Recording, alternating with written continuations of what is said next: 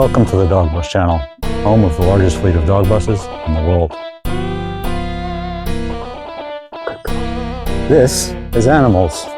It's a 2006 Chevy Express-based Collins Bantam childcare bus that spent the first 15 years of its life in Phoenix, which is where I drove it back from.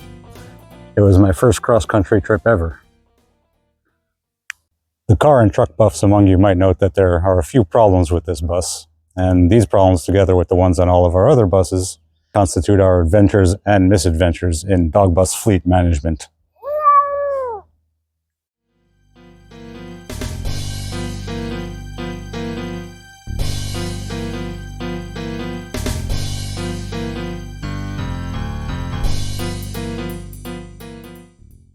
So the story of this bus with us begins almost 3 years ago now.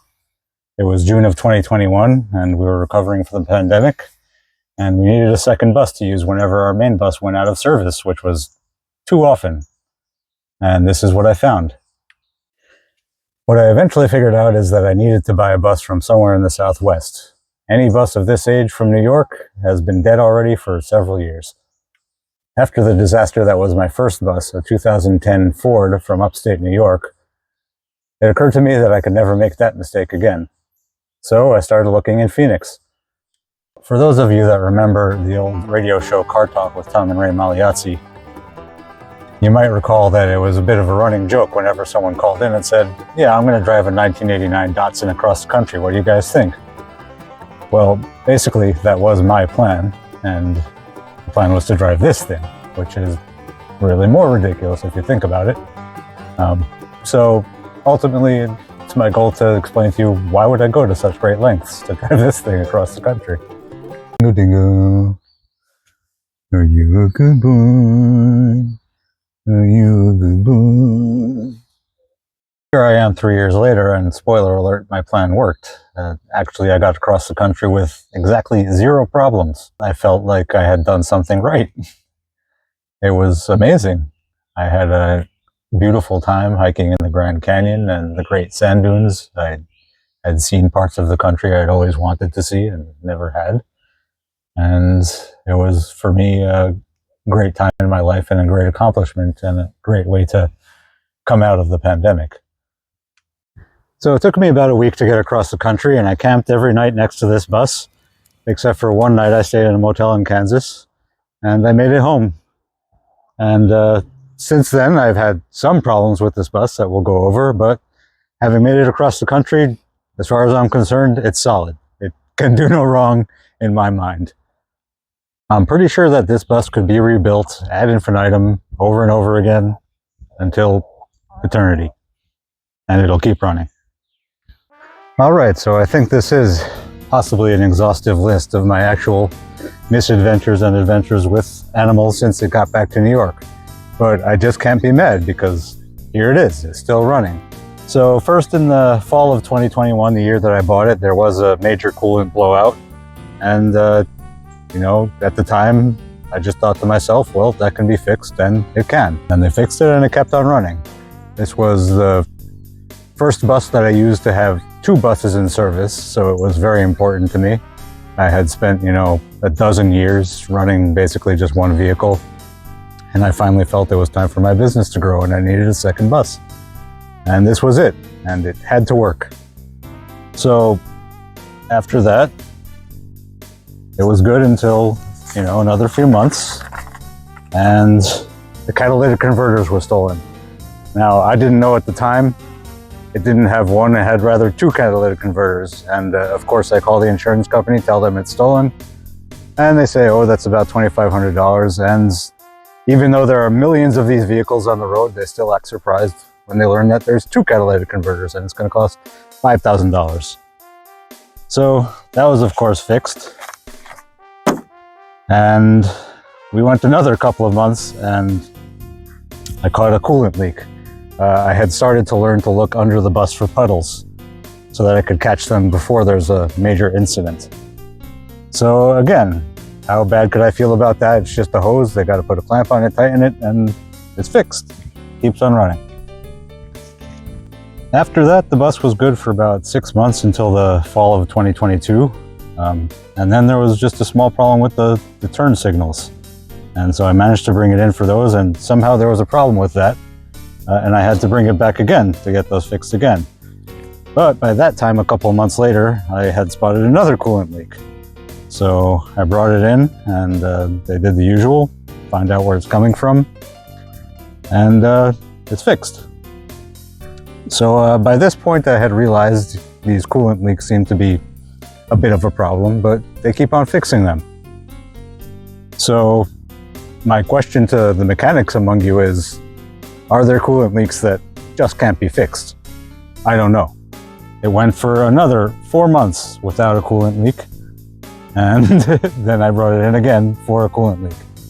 The front turn signals were somehow again not working, and then in August of 2023, wait for it, nothing, no problem.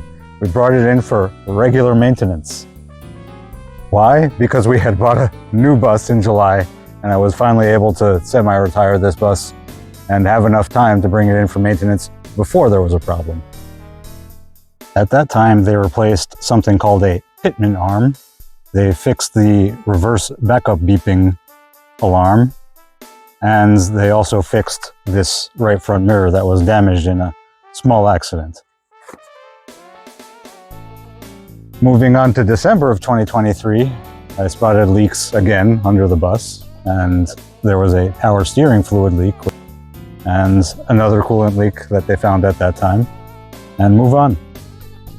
So that brings us to this year, and the coolant leaks never quite stop. They managed to nip them in the bud and make them very, very slow. But if this bus was doing regular daily service, I don't know how quickly there would be a larger problem. But I keep on working on it, and it's down to a very, very small leak from only one spot. And the question now is what to do. Do I keep taking it back to the same mechanic, or do I try somebody else? Now that you've gotten to know my bus a little better and why it's so important to me, and why I pretty much have to keep on repairing it forever and ever, let me give you a tour. We can start here in the right front corner where there are a few features.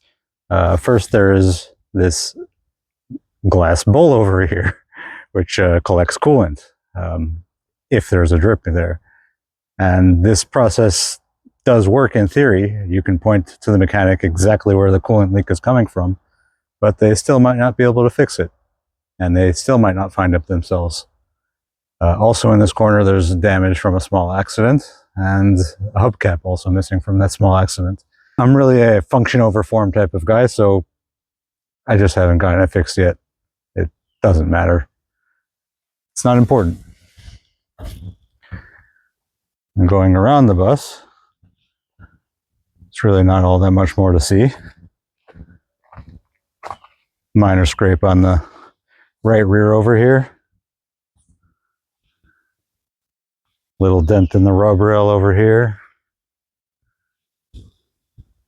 Little bend in this pinch over here somehow. It's just a regular bus, but it's mine. And I love it. So let's go inside, and you will see what is really the biggest problem that we have to deal with, and that is the interior.